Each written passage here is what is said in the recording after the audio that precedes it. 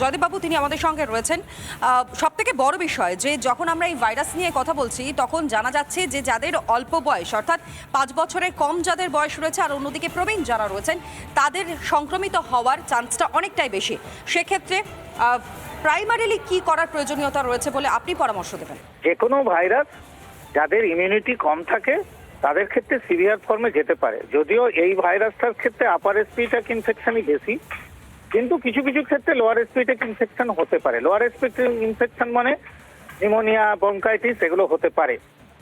এখন খুব ছোট যদি 8 মাস 7 মাসের হয় তাদের ক্ষেত্রে কিন্তু সিভিয়ারিটি যাওয়ার চান্সটা বেশি।